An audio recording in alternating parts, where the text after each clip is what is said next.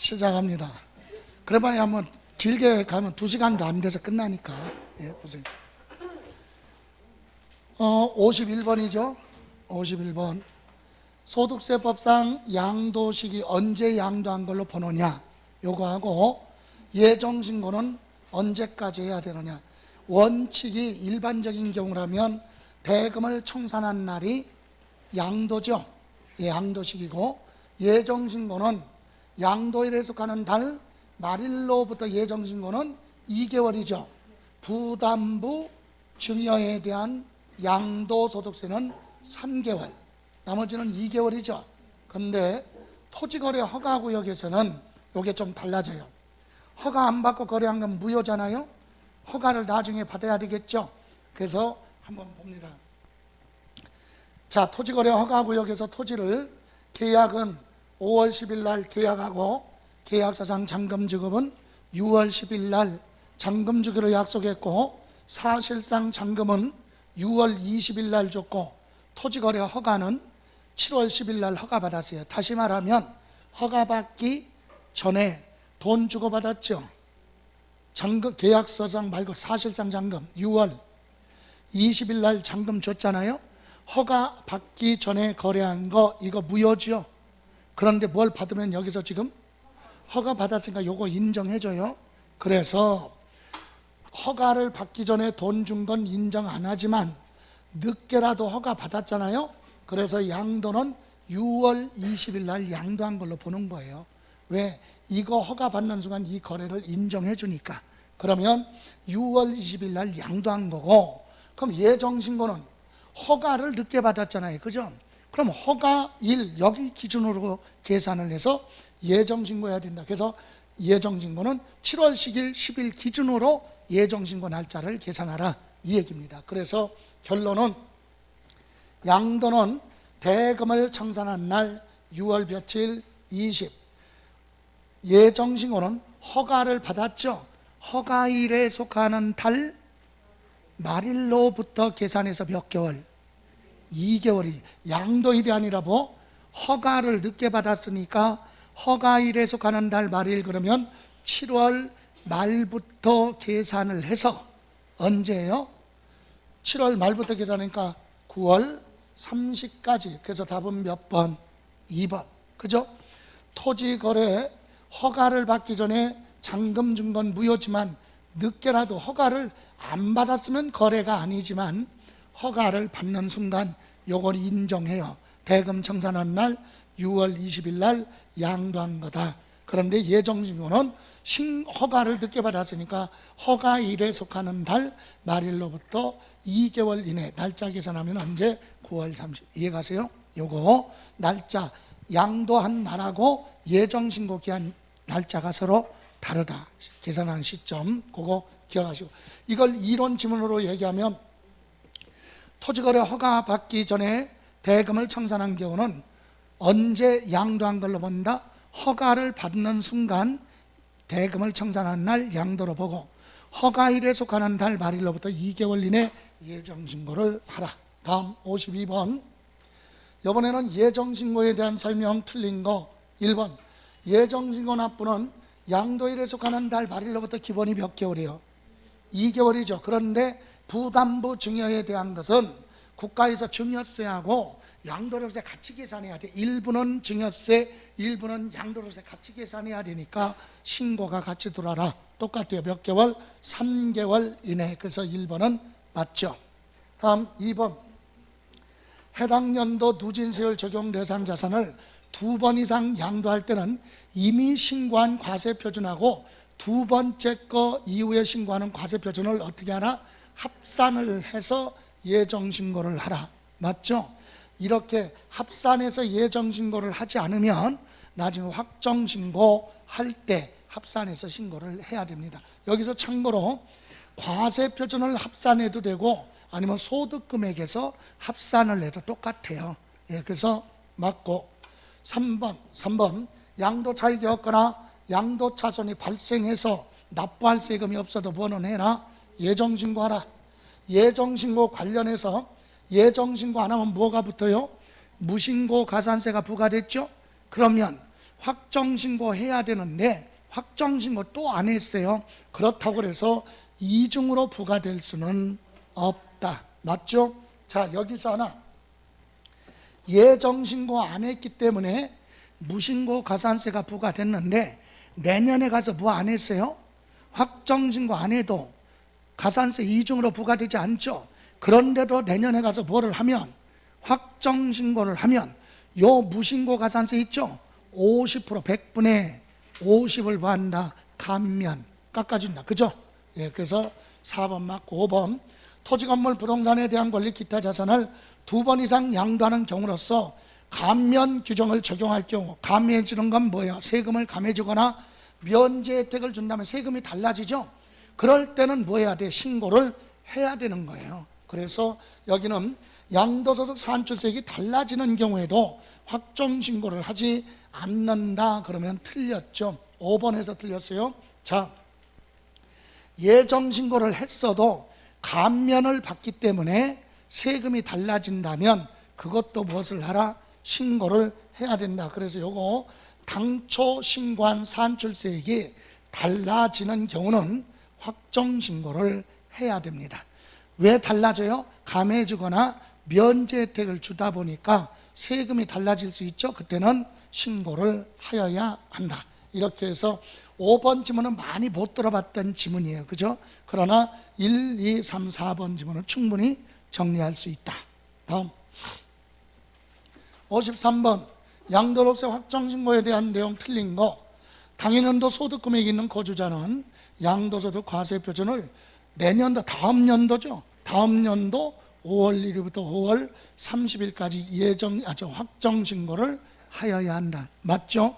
예, 확정신고는 항상 다음 연도. 이때 2번, 양도소득 과세표준 예정신고를 했는데 다른 소득이 없으면 확정신고 안 해도 되는 거예요. 그런데 여기 예정신고한 자는 해당 소득에 대해서 확정신고를 하지 아니할 수도 있다. 그러면 맞죠? 예, 다른 소득이 없으면 확정신고 안 하고 예정신고로 확정이 돼버립니다. 그럼 3번, 아까도 나왔던 거예요. 누진세율 적용 대상 자산을 2번 이상 예정신고한 자가 두 번째 거 할 때 합산을 해서 뭐 했어야 돼? 신고를 해야 되는데 합산하여 신고를 하지 안 했다면 확정신고할 때 뭐하라? 합산해서 신고를 하여야 한다. 맞죠? 예. 다음, 여러분 여기서 아까 문제 앞에서 문제는 과세표준과 합산해라고 그랬죠. 여기는 뭐예요? 소득, 또 금액, 똑같은 얘기예요. 여기 보실래요? 이겁니다. 자, 양도 가액에서 무슨 경비, 필요 경비 빼면 무슨 차이? 양도 차이. 여기서 장기 보유, 특별 공제하면 소득, 금액 나오죠. 여기서 이제 기본 공제 250만 원 하면 과세 표준 이렇게 나오는데, 여기서 두 번째 거 할 때 여기까지 보세요. 두 번째 거 할 때 여기서 소득 금액이 나왔다. 그럼 여기서 뭐하라? 소득 금액을 합쳐서 학교에 나왔죠. 거기서 이제 뭐 기본 공제를 하면 뭐야?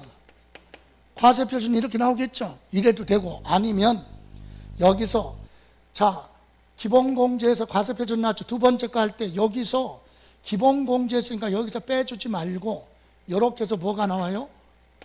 과세 표준. 그럼 여기서 뭐 해도 돼? 합쳐도 똑같은 거예요. 소득 금액에서 합치고 250만 원 빼서 과세 표준 나오나, 아니면 그냥 여기서 과세 표준을 더하나 똑같다. 여기에다가 세율을 적용하는 거죠. 그죠? 예, 이렇게 해서 소득 금액을 합산하거나 과세 표준을 합산하라. 2번 이상 양도할 때 맞아요. 똑같은 내용이에요. 다음 4번.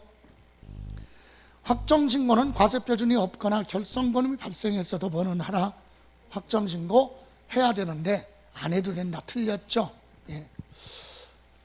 다음 5번.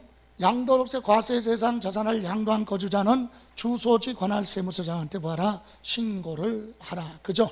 예. 그래서 4번 틀렸고 5번은 맞습니다. 과세표준이 없거나 결손금이 발생해서 납부할 세금이 없어도 확정신고는 하라. 아까 예정신고는 이게 아니라 뭐예요? 양도 차익이 없거나 양도 차손이 발생했어도 예정신고를 하라. 확정신고는 과세표준 금액이 없거나 결손이 발생했어도 원은하라. 신고는 하여야 한다. 다음 54번 이제 비과세에 가서 농지 봅니다. 농지를 교환 분합하는 경우 비과세에 대한 설명으로 틀린 거. 자, 여기 보세요. 농지를 교환 분합한다는 얘기는 왜 교환 분합하느냐? 법률 등에 따라서 어쩔 수 없이 교환할 수도 있고 내가 농사 짓는데 필요에 의해서 교환 분합할 수도 있죠. 이때는 농지에 대해서 비과세 받으려면은요 두 가지 요건을 충족해야 돼. 하나는 바로 뭐냐? 금액 요건이에요. 금액 요건. 이것을 농지에 대해서 비과세 받으려면 쌍방 비교를 해서 차이가 나는데 이 차액이 뭐라 그랬어요? 토지 가액 큰 편 있죠? 큰 쪽에 몇 분의 몇? 4분의 1 이하가 되라. 이게 기본이죠, 기본. 그럼 보세요. 갑이 소유하고 있는 농지와 을 소유하고 있는 농지를 이렇게 교환을 했는데 이게 1억이고 이게 8천만 원이면 차이 나는 금액이 있을 거 아니에요? 이 차이 나는 게 지금 얼마? 2천만 원 차이 나면 이거 비과세냐 과세하느냐? 그것은 여기서 둘이 비교해서 토지 가격이 뭐한 거? 큰 쪽, 이게 크잖아요. 여기에 몇 분의 몇? 4분의 1, 이게 기준이에요. 그럼 얼마? 2,500만 원 이하로 차이 나면 된다. 그러면 2천만 원이니까 여기 들어가죠. 이렇게 차액이 적게 나왔을 때 비과세 혜택을 주는 거지. 4분의 1을 초과하면 그래서 많이 나오는 건 비과세 받을 수 없다. 그리고 두 번째가 사유예요. 어떤 사유로 교환 분합하느냐? 사유가 크게 네 가지가 있어요. 하나는 뭐예요? 국가 등이 시행하는 사업으로 인해서 내 의사와 무관하게 교환할 수도 있고, 그래서 차액이 몇 분의 몇? 4분의 1 이하가 되면 비과세고, 또 하나는 국가 등이 소유하고 있는 토지와 내 농지를 교환 분합했고 차액이 4분의 1 이하가 되라. 세 번째, 농어촌 정비법, 농지법 등 법률에 따라서 내 농지를 교환 분합했고 차액이 4분의 1 이하. 이렇게 해서 요 세 가지 사유는 거짓말할 수 없어요. 상대방이 국가나 법률이니까. 그런데 마지막 네 번째, 경작상. 이게 뭐예요? 개인과 개인 간에 농사 짓는데 필요에 의해서, 예를 들어 쌀 농사 짓는 사람하고 밭농사 짓는 사람이 바꿀 수도 있고, 농지가 멀리 떨어져 있으니까 불편하니까 바꿀 수도 있죠.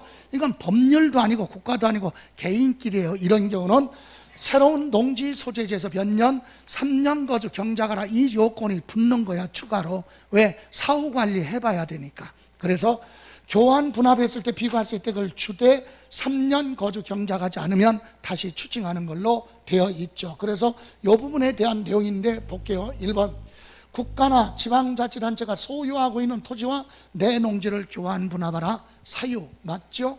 예. 2번, 국가 지방자치단체가 시행하는 사업으로 인해서 내 농지랑 교환 분합했다. 이것도 요건 됩니다. 3번, 농지를 교환 또는 분합하는 경우 쌍방 토지가액 차액이 가액 큰 편, 큰 쪽에 몇 분의 몇? 4분의 1 이하가 되라. 맞죠? 다음 4번, 경작상 필요에 의해서 교환하는 농지는 개인과 개인끼리죠. 이런 경우는 새로 교환에 의해서 취득하는 농지 소재지에서 3년 이상 거주하면서 경작한 경우에 한한다. 4번 맞아요. 개인과 개인끼리 농사 짓는 거니까, 그죠? 그런데 5번, 농어촌 정비법, 농지법에 의해서 교환 분합하는 농지여야 한다. 여기까지 맞죠? 예, 법률에 의해서 교환 분합하는 건 거짓말할 수 없어요. 그러니까 이건 3년 거주 경작 조건이 없지. 그래서 5번이 틀렸어요. 5번이 왜 틀렸다고요? 여기 보세요. 여기 교환 분합하면 되는 거야. 법률에 따라서 교환 분합하는 거죠. 그러니까 다만 요 교환 분합하는 농지를 3년 거주 경작 요 부분이 없는 거야. 없어야 맞는 거야. 없어야. 국가나 법률은 거짓말할 수 없으니까 3년 거주 요건 그것이 없어요. 그건 개인과 개인이 농사 지을 때 교환 분합하는 경우는 사후관리학에서 3년 거주 경작을 하라, 그런 조건이 있지만 국가나 법률에 대해서 교환 분합할 때는 이게 없어요. 그래서 틀린 건 몇 번? 5번. 다음 55번 양도소득세 1세대 1주택에 대해서 설명한 것이 다 틀린 거 그랬어요. 단 법령이 정하는 조정지역이 아니다. 여러분, 조정지역이냐 아니냐 이거는 뭔 차이가 있어요? 1세대 1주택 비과세 받으려면 취득해서 양도할 때까지 2년 보유하고 있다 팔면 비과세죠. 다만 취득할 때 당시 무슨 지역? 조정지역에 있는 주택을 취득했다면 2년 거주 조건을 충족하고 팔아야 비과세예요. 그런데 그런 지역이 아니면 보유만 하고 팔면 되죠. 그래서 1번 하나의 주택을 여러 사람이 공동 소유하는 경우 주택수 계산할 때 공동소유자 각자가 그 주택을 소유한 걸로 본다. 맞죠? 주택 하나를 여러 사람이 공동 소유하면 지분이 크던 적던 주택수에 포함이 되는 거예요. 이해가세요? 그래서 맞고, 다시 말하면 이게 무슨 말이에요? 자, A라는 요 주택을요, 자, 갑이라는 사람하고 을이라는 사람이 공동으로 취득해서 등기하는데 얘가 그럴 리는 없겠지만 지분이 99%고 얘는 1%야. 얘도 주택 하나야. 1%만 계산하지 주택수에는 들어간다. 그럼 을은 이거 말고 또 하나 주택을 가지고 있어. B라는 주택. 얘는 요거 1% 가지고 있죠. 이것도 주택수에 들어가니까 얘는 1세대 무슨 주택이야? 2주택. 그 얘기죠. 지분이 크던 적던 공동소유주택은 주택수 계산에 포함하는 거예요. 됐어요? 그런데 요건 틀려요. 여기에 요 지문에 주택을 여러 사람이 그랬죠? 근데 여러 사람 대신에 여기라 동일한 누가? 세대원. 여러분, 동일한 세대원 하면 부부다, 부부 이렇게 생각하면 되지. 부부가 공동 소유하고 있으면 남편도 주택, 부인도 주택 하나씩 보면 한 세대의 주택 몇 개야? 2개. 불이익을 당하는 거죠. 그래서 동일한 세대원이 공동 소유할 때는 주택 하나로 봐주는 거야. 이해가세요? 근데 여기는 동일한 세대원이란 말이 없으니까 각각 주택을 소유한 걸로 보는 거고, 동일한 세대원이 공동 소유하고 있을 때는 한 세대의 주택 몇 개 하나로 봐주는 겁니다. 그래서 1번 맞고, 2번도 대지와 건물을 동일한 세대 구성원이 부부가 각각 소유하고 있다. 이 얘기에 건물은 남편, 토지는 부인 앞으로 가지고 있다. 그래도 그냥 동일한 누구니까? 세대원이니까 1세대 1주택으로 본다. 2번 틀려서 보지 않는다. 틀려서 1세대 1주택으로 본다. 건물은 남편 앞으로, 부인은 토지 앞으로 이렇게 따로따로 등기해서 소유하고 있는데 그게 주택 하나죠? 그럼 1세대 1주택으로 봐요. 그런데 이런 경우 있어요. 주택에 건물하고 토지가 있어요. 그런데 건물은 갑이고 여기는 누구? 을이 이렇게 구분 소유하고 있다. 그런데 둘이 부부가? 아니야. 그럼 얘는 1세대 1주택이야. 얘는 땅 소유니까 1세대 1주택이 아니다. 이해가죠? 그런데 누구일 때는 둘이 부부일 때는 인정되는 거야. 동일한 세대원이면. 예, 그래서 1번 틀렸다. 동일한 세대원이 건물 따로 토지 따로 소유하고 있어도 1세대 뭘로 본다? 1주택으로 보고 팔면 비과세 받을 수 있다. 이 얘기입니다. 다음 3번. 1세대 1주택을 2년 보유하고 보유했어요. 멸실. 그러면 이제 건물이 없어졌죠. 그때부터는 뭐야? 나대지. 땅만 있잖아요. 땅만 가지고 있다, 양도했다, 땅 파는 거야. 토지. 양도소득세는 양도할 때 기준, 취득세는 취득할 때 기준, 재산세는 6월 1일 기준. 그죠? 그래서 양도할 때 당시 뭐가 없으면, 주택이 멸실돼서 없으면 그냥 토지야. 토지도 그냥 토지가 아니라 뭐? 나대지. 비사업용 토지죠? 그거 세금 내야지. 그래서 1주택 양도로 보지 않는다. 이 얘기는 비과세 받을 수 없다. 이 얘기는 맞죠? 다음 4번. 양수자 등기 지연으로 인하여 공무상 2주택인 경우도, 이런 것도 여러분 주택 2개 가지고 있다가 일주일 전에 하나 팔았는데 상대방에서 뭐 안 해갔어요? 등기 안 해가서 지금 내 등기부상에는 주택이 2개로 돼 있지만 실은 내 거 몇 개야? 하나잖아요. 그건 매매 사실이 뭐가 되면, 확인 세무서 가서 나 이거 일주일 전에 팔았는데 그놈이 뭐 안 해갔다, 등기 안 해갔다, 이렇게 확인시켜주면 오늘 하나 가지고 있던 거 파는 거 있죠? 그 1세대 1주택으로 본다. 맞아요. 비과세 받을 수 있다. 사실관계. 다음 5번 2개 이상 주택을 같은 날 양도하는 경우도 당해 거주자가 선택하는 순서에 따라 주택을 양도한 걸로 본다. 그러면 맞아요. 이게 무슨 뜻이에요? 그럴 리는 없겠지만 예를 들어서 한 세대가 주택 10개 가지고 있어. 10개 가지고 있는데 그걸 오늘 한꺼번에 다 팔았네?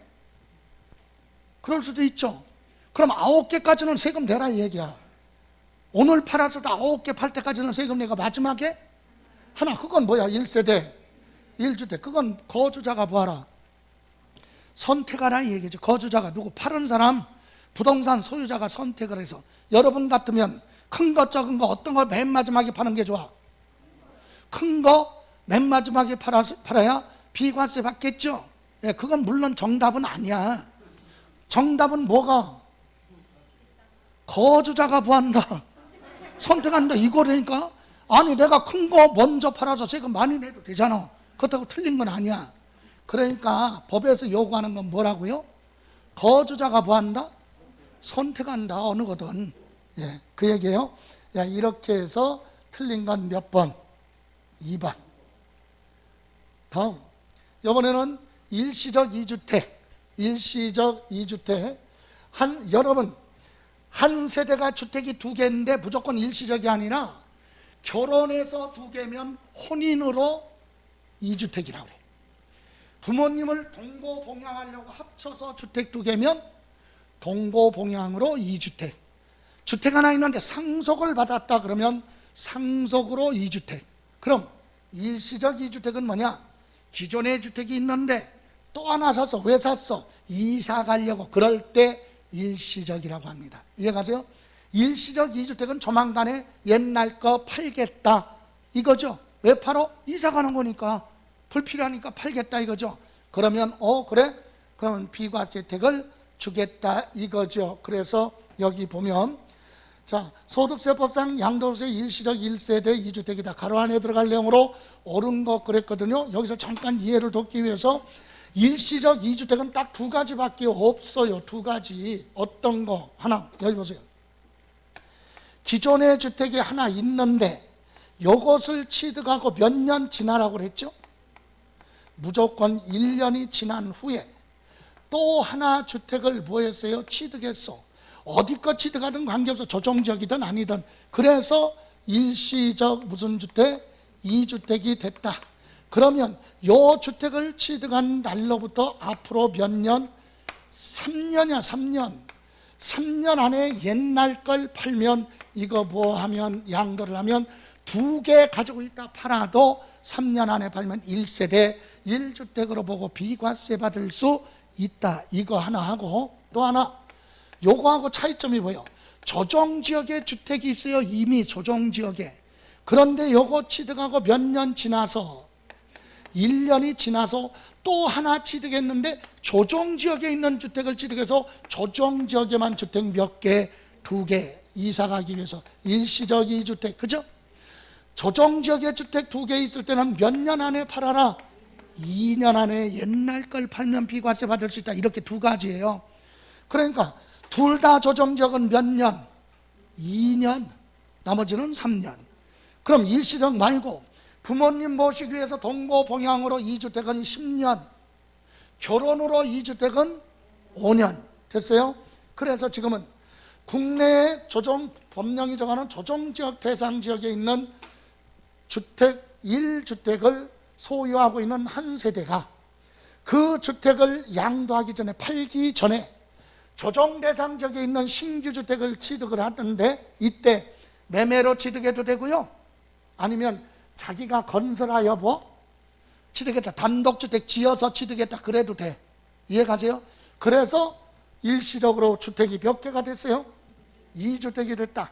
그럼 종전주택 취득한 날로부터 요거예요. 종전주택 취득한 날로부터 몇 년? 1년이 지난 후에 신규 주택을 취득하여야 하고, 그러니까 법의 순서가 지문이 이렇게 돼 있어요. 법령에 이렇게 순서가 돼 있다고. 저는 설명할 때 기존 주택 취득하고 몇 년 지나서 1년 지나서 새로운 거 취득하라 그렇게 설명했잖아요. 근데 법원은 이렇게 해서 2주택이 된 경우는 종전주택 취득한 날로부터 몇 년이 지난 후에 1년이 지난 후에 신규 주택을 취득했어야 하고, 신규 주택을 취득한 날로부터 몇 년 안에, 둘 다 조정적이니까 2년 안에 종전걸 팔면 비과세 받을 수 있다. 그러니까 이런 거 풀 때는요, 여기 다시 한번 박스 안에 있는 내용을 골라서 넣을 때는 기억, 이거 보면 날새 이게 무언데 여기 들어갈 때 생각이 어떻게 나, 조정지역에 나도 딱 보면은 당황하는데, 기억이면 기억을 봐야 될 거 아니야. 기억을, 니은은 니을 보고 여기서 골라야 될 거 아니야. 이걸 어떻게 알아? 이거 이해가세요? 기억이니까 기억을 보니까 하나 아니면 둘이네. 니은에 들어갈 건 뭔지는 모르지만 보니까 이거 2주택이나 3주택 둘 중에 하나야. 디귿에 들어갈 게 뭐야? 연수네? 이렇게 보라 이거지. 그래야 빨리 가는 거지.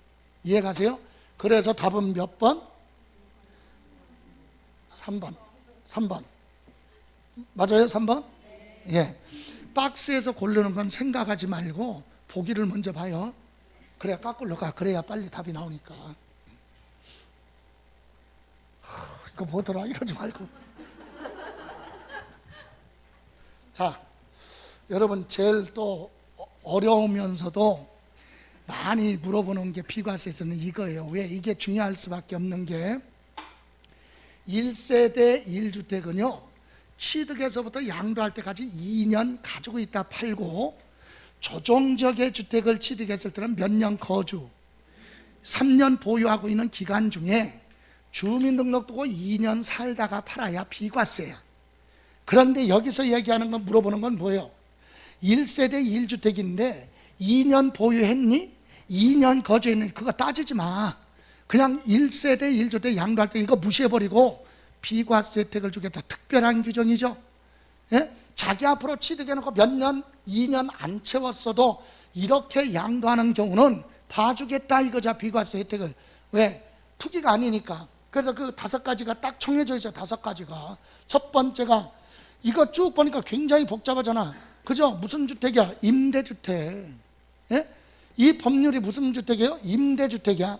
임대주택을 뭐해서 취득한 날부터 해당 주택을 뭐하는 날까지, 양도하는 날까지 세대 전원이 5년 이상 보유한 경우. 맞아? 틀려? 틀렸어요. 왜 틀렸을까요? 자, 임대주택은 임대차 계약한 날부터 날짜 계산해. 취득한 날이 아니라 뭐라고요? 임차일. 예? 여기 취득한 날이 아니라 뭐라고요? 임차일. 임대차 계약한 날부터 양도할 때까지 세대 전원이 거주야. 거주. 주민등록도고 살아야 돼. 보유가 아니라. 거주 기간이 몇 년? 5년 이상인 임대주택이에요. 이건 팔 때 비과세 혜택 주는 거예요. 이게 무슨 말이에요? 다시, 여러분 임대주택 있죠? 임대아파트 있죠? LH공사가 지어서 분양하는 거나 주택건설회사가 아파트 지어서 무주택자한테 일단은 5년 이상 임대를 주죠? 그럼 세입자는 거기서 몇 년 살아. 5년 살다가 살고 나서 먼저 분양권 먼저 주죠? 우선 분양권 주잖아. 그래서 너 이거 살려면 사. 그래서 거기서 살던 사람이 샀어요. 그러면 지금까지 사는 건 취득한 게 아니라 그냥 빌려주고 임대료 주고 사는 거지. 그래서 취득했잖아요. 그리고 나서 자기 앞으로 뭐하고? 등기했어. 그리고 나서 일주일 후에 팔았다? 그럼 보유기간은 원래 취득해서부터 뭐 할 때까지? 양도할 때까지 보유기간은 일주일밖에 안 됐잖아요. 그래도 비과세 혜택 준다. 왜? 5년 거주하고 나서 취득한 거니까 투기가 아니니까 봐주는 거지. 이해가세요? 그래서 임대주택은 취득한 날이 아니라 임차일로부터 양도할 때까지 거주기간이 몇 년? 5년.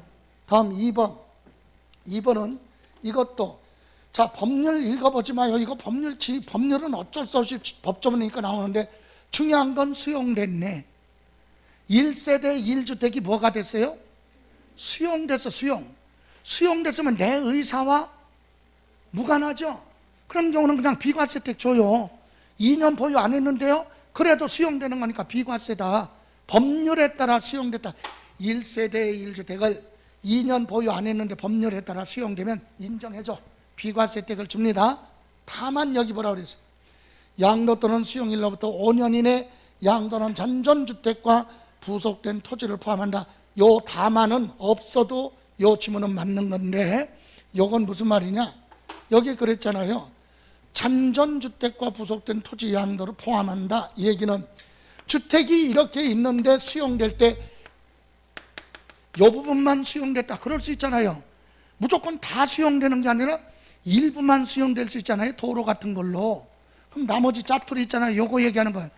요 잔존주택과 부속된 토지는 수용된 날로부터 몇 년? 5년 안에 다른 사람한테 뭐해도 양도해도 그것까지 그냥 비과세 혜택을 주겠다. 그러니까 수용되면 비과세인데 남는 부분 있죠, 짜투리. 그건 5년 안에 팔아라. 그것도 비과세 혜택을 주겠다. 예, 그래서 맞고. 다음 3번. 해외 이주 그랬죠. 이주. 주거지를 이전하는 건 이민 간다는 얘기죠. 이민. 여기서는 이제 세대 전원이 출국할 때 요거예요. 키포인트예요. 세대 전원이 뭐하라? 출국하라. 그런 경우는 1세대 1주택 2년 보유 그런 거 따지지 않고 비과세 혜택을 줍니다. 다만 출국하는 날 현재 1주택을 보유하고 있는 경우로서 출국한 날로부터 몇 년 안에? 2년 안에 양도하는 경우에 한한다 그랬죠. 이게 무슨 뜻이에요? 뜻만 알면 아무 의미 없는데, 이게 무슨 말이냐면 출국할 때 팔고 가면 비과세죠. 근데 매매가 안 돼. 출국은 해야 되는데 매매가 안 돼. 그럼 먼저 뭐 하고? 출국하고 몇 년 안에? 2년 안에 팔아도 비과세 혜택 줘. 팔고 가면 그냥 비과세. 매매가 안 되면 먼저 뭐 하고? 출국하고 2년 안에 팔아도 비과세. 다음. 그래서 맞고 4번. 4번은 뭐냐? 4번은 이민 가는 건 아니지만 1년 이상 외국에 나가서 살다가 다시 들어오겠다 이 얘기예요. 이민 가는 거 아니에요. 이런 경우도 비과세 혜택 주는데, 이것도 매매가 안 되면 출국한 날로부터 몇 년? 2년 안에 양도하는 것도 비과세 혜택을 줍니다.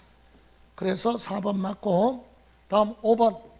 1년 이상 계속해서, 이거지 지금 요거네 5번. 그럼 4번은 1년 이상 거주한 주택을 기획재정부령이 정하는 취약 근무상 형편으로 타 시군으로 뭐가요? 이사 가는 거. 이런 경우는 2년 보유 거주 안 해도 비과세 혜택을 주죠. 아까 말씀드린 대로 5번은 1년 이상 외국에 거주를 필요로 해서 취약 근무상 형편 질병으로 뭐한다? 이사 가는 경우도 인정돼요. 외국으로 이사 가는 게 아니라 잠시 나가서 1년 이상 살다가 다시 오겠다 이거죠. 이것도 출국한 날로부터 2년 안에 팔아도 된다. 그래서 여기 4번 지문은 우리나라 안에서 1년 이상 살다가 타 시군으로 학교 입학 때문에 근무상 형편으로 이사 가기 위해서 양도하는 경우는 1년만 살고 팔면 2년 보유 안 해도 비과세 혜택을 주겠다. 그래서 틀린 건 아까 몇 번? 1번. 그죠? 요거는 딱 5가지밖에 없어요. 그리고 어려운 내용이지만 그 내용 점검을 하시고요. 다음. 이번에는 국외자산입니다. 해외자산 양도할 때 기본이요, 대한민국 국민이 외국에 있는 자산을 팔았으면 우리나라 법에 따라 보내야 돼. 양도소득세 되는데, 해외자산은 몇 가지 특징이 있어요. 해외자산은 5년 이상 거주자에 한해서만 해외자산 양도할 때 세금 내라. 그리고 해외자산은 실거래 가격으로 하고, 그리고 미등기 여부는 따지지 않는다. 그래서 1번 국외자산 양도할 때까지 우리나라에 계속해서 몇 년? 5년 이상 국내에 주소 또는 거소를 둔 자에 한해서 납세 의무가 있다. 그러면 맞아요. 이게 무슨 말이에요?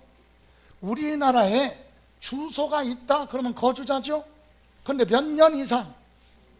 외국의 부동산을 양도할 때까지 우리나라에 5년 이상 거주하고 있다 그러면 대한민국 국민 몇 살? 5살 이상이잖아. 예? 어린아이가 태어나면 출생신고하죠. 그러면 주민등록법에 따라 주민등록 고유번호가 부여되고 주소지가 있잖아. 그죠? 3살짜리는 주소가 몇 년? 3년. 그럼 5살이면 5년 이상 우리나라의 주소를 둔 5살, 대한민국 국민은 5살 이상 된 사람이 이름으로 외국의 부동산 가지고 있다 팔면 세금 내라 이 얘기고, 또 하나 여기 거소가 뭐야? 거소는 머무르는 장소를 거소라고 그러는 거예요. 거소는 외국인도 우리나라에 국적을 취득하지 못했지만 영주권 가지고 들어와서 우리나라에서 머무를 수 있죠. 머무르는 장소를 뭐라고 한다?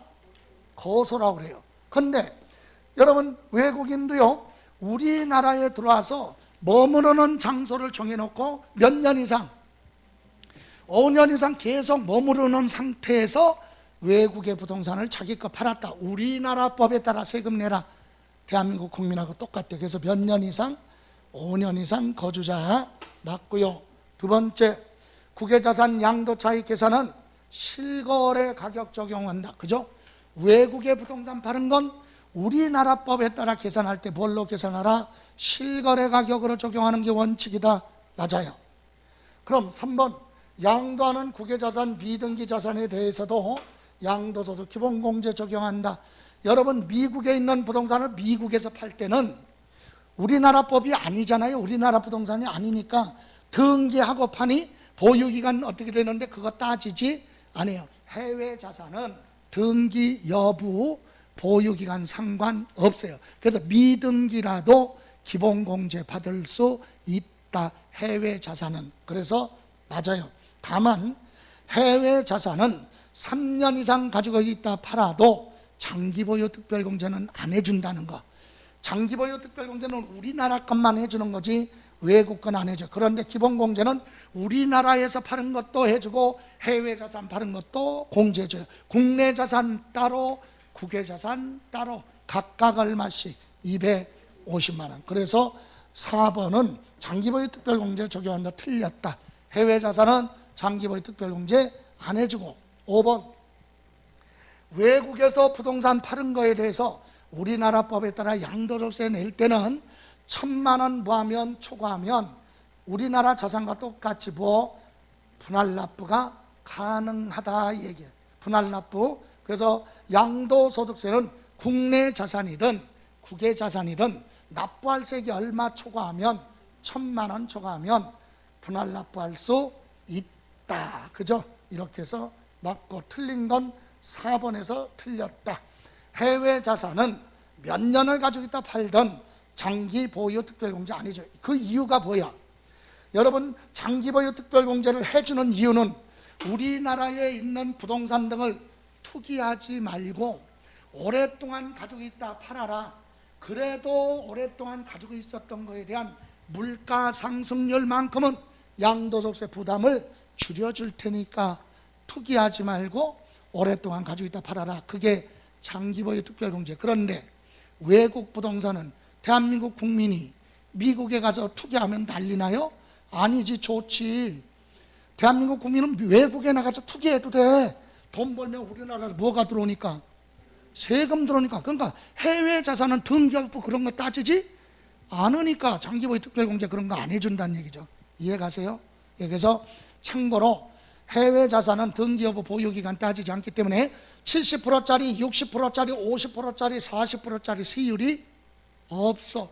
해외 자산은 그냥 6에서 몇 프로? 45%로 간다. 세율도. 이렇게 해서 4번 틀렸고요. 59번, 다음은 소득세법상 부동산 관련 사업소득에 대한 설명 틀린 거. 1번, 공익사업과 관련한 지상권, 지역권 설정 대여로 발생하는 소득은 부동산 임대업의 소득으로 본다. 맞아요? 틀렸죠? 지상권, 전세권, 지역권 설정 대여는 임대업의 소득이 맞아요. 그런데 특별히 공익사업에 관련된 지상권이나 지역권은 임대업의 소득이 아니다.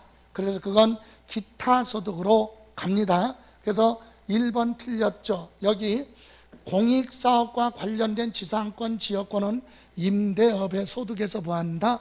제외. 다음 2번 부동산 매매업자 또는 건설업자가 판매를 목적으로 취득한 토지 등 부동산을 일시적으로 대여 빌려주고 얻는 소득은 임대업의 뭘로 본다? 소득으로 본다. 맞죠? 부동산 매매업자도 파는 게 목적이죠. 근데 매매가 안 되니까 잠시 뭐 해주고 대여 빌려주고 얻는 소득은 임대업의 소득이고, 나중에 그거 팔아서 생긴 건 매매업으로 가는 거지. 그러니까 빌려준 건 사업자든 아니든 소득세 내라. 임대업의 소득 맞고. 3번 광고용으로 토지가 옥상 측면을 광고 등으로 사용하게 장소를 제공해주고 대가를 받으면 그것도 뭘로 봐요? 임대업의 소득으로 봅니다. 여러분 건물 옥상에 어떤 사람들이 와가지고 옥상에다가 광고탑을 설치하려고 하는데 장소를 좀 빌려달라. 그럼 빌려주고 대가 받아야죠. 그런 게 다 뭐다? 임대업의 소득. 전세 월세 그것만이 아니라 이렇게 일시적으로 빌려주고 받는 것도 임대업의 소득입니다. 다음 4번 부동산 임대업에서 발생한 결손금은 다른 소득금액에서 공제하지 않는다. 여기까지. 여러분 상가 부동산 임대에서 발생한 결손금은요 다른 소득에서 빼주지 않고 내년에 그 상가 소득이 나오면 거기서만 빼줘. 그런데 임대소득 중에서도 주택 임대업에서 발생한 결손금은 세금 부담을 줄여주기 위해서 다른 소득금액에서 뭐한다? 공제를 한다. 여기 두 번째 줄 주택 임대업에서 발생한 결손금은 본인의 다른 종합소득이 있으면 거기서 뭐한다? 공제를 한다. 직장 다니는 사람은 근로소득이니까 종합소득세 내죠. 근데 그 사람 이름으로 주택 가지고 임대사업을 했는데 손실이 발생했다. 그러면 종합소득세 낼 때 임대소득에서 발생한 손실 빼고 나머지만 내라. 이렇게 공제를 해줍니다. 그래서 맞고요. 5번 부동산 주택 신축 판매업이 뭐예요? 주택을 지어서 파는 업자죠. 사업하는 사람이죠. 이런 사람이 한 동의 주택을 신축해서 판매를 해도 이건 양도소득세 내는 게 아니라 뭘로 가요? 주거용 건물 개발 및 공급업, 즉 다시 말하면 뭐다? 사업소득이다. 사업소득인데 임대가 아니라 이거는 주택을 지어서 파는 거죠. 그래서 맞고. 틀린 건 아까 1번 기억할 거. 공익사업과 관련된 지상권, 지역권은 임대업의 소득에서 뭐한다? 제외한다. 그 정도만 보시면 되고. 다음 60번에 소득세법상 주택임대사업소득금액 틀린 거 1번 주택임대소득 계산할 때 우리나라에 소지하고 있는 주택 몇 개? 하나. 무슨 주택? 고가주택은 뭐하고? 제외하고. 우리나라 안에 주택 하나 가지고 소유자가 임대사업을 하고 있다면 그건 뭐다? 비과세 혜택을 주겠다. 맞죠? 이때 여러분 고가주택은 참고로 고가주택은 여기 3번 4번 지문 보세요. 4번 과세기간 종료일 현재 또는 양도일 현재 기준시가 얼마? 9억을 뭐하는 거? 초과하는 주택이 고가주택이야. 이런 건 하나만 가지고 있어도 그냥 세금을 내야 돼. 비과세가 아니라 과세를 한다. 4번 맞죠? 고가주택 임대는 과세.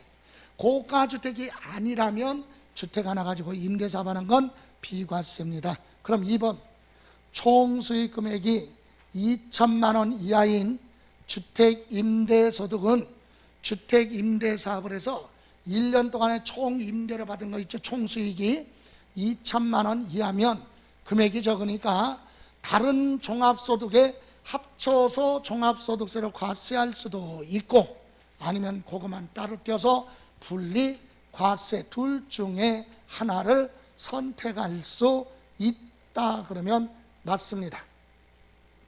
3번 국내 소지하는 주택으로서 전용 면적이 40제곱미터 이하며 기준시가 3억 이하인 소형주택은 간주임대료가 뭐죠? 보증금에 대한 이자 계산하는 걸 간주임대료라고 하는데 그거 계산할 때 주택수 계산해서 뭐한다? 제외한다. 여기서 기준이 틀렸어요. 여러분 3주택 33초과 3주택 소유자의 보증금 합계가 3억을 초과할 때는 간주 임대료를 계산하는데, 이때 3주택 주택수 계산할 때 소형주택 있죠. 전용 면적이 40제곱미터 이하고 기준시가 얼마? 2억이에요. 3억이 아니라 얼마? 2억 이하인 그런 소형주택은 주택수 계산해서 뭐한다? 제외, 빼라. 그래서 3번 틀렸다. 3억이 아니라 얼마? 2억. 다음 4번 맞고 5번. 3주택 법령이 정하는 소형주택 제외 그랬죠. 그 소형주택이 바로 3번을 얘기하는 거야. 3번 전용 면적 40제곱미터 이하고 기준시가 얼마? 2억 이하인 그런 주택은 요거 3주택에서 뭐하라? 제외. 그거 빼고 3주택 이상 소유하고 보증금 합계가 얼마? 3억 원을 뭐할 때? 초과할 때, 33 초과할 때 간주 임대료를 계산해서 총 수익금액에 산입한다. 그래서 맞죠? 예, 4번, 5번. 그래서 틀린 건 몇 번? 3번.